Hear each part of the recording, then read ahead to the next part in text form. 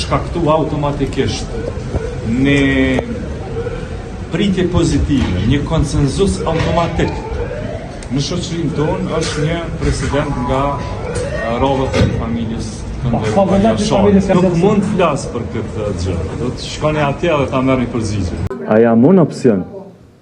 Jo, unë menoj që nuk është full, nuk është tru në këtë kontekst.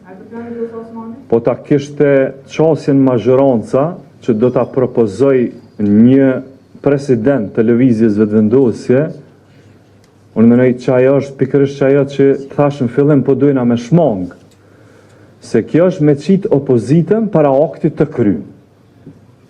Në thonë, kjo është dhe duhet ta votoni. Ju duhet ta kuptoni që kjo nuk është qëllimi kësaj radhe i mazhorancës. Prandaj kemi vepruar në tjetër mënyrë.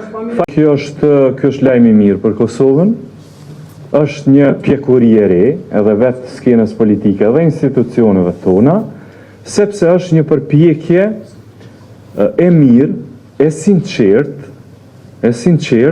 që së bashku të mund të mas pari të ulimi dhe të kuptojmë njëri tjetrin çka po synojmë. Mas sakt, sepse keq kuptimet më të mëdha po lindin kur nuk po merremi vesh bashkë mirë, çka po dojmë.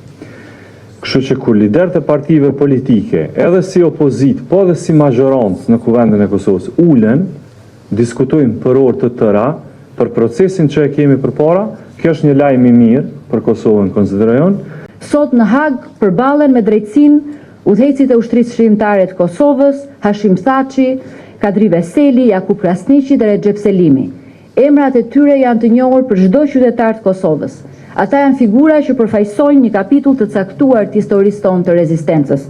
Ne nuk ndërhyjmë në proces dhe nuk paragjykojmë asnjë vendim gjyqësor, por kemi detyrimin moral dhe historik të themi qartë se drejtësia duhet të jetë drejtësie plot, pa shkelje të standardeve ndërkombëtare ligjore, pa shkelje të drejtave të njerëzit dhe jo drejtësie pjeshtme.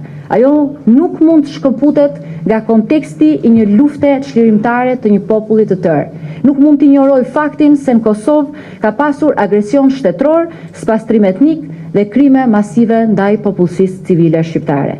Asnjë proces gjyqësor nuk duhet krijojë se perceptimin se historia po rishkruhet në mënyrë të pa balancuar.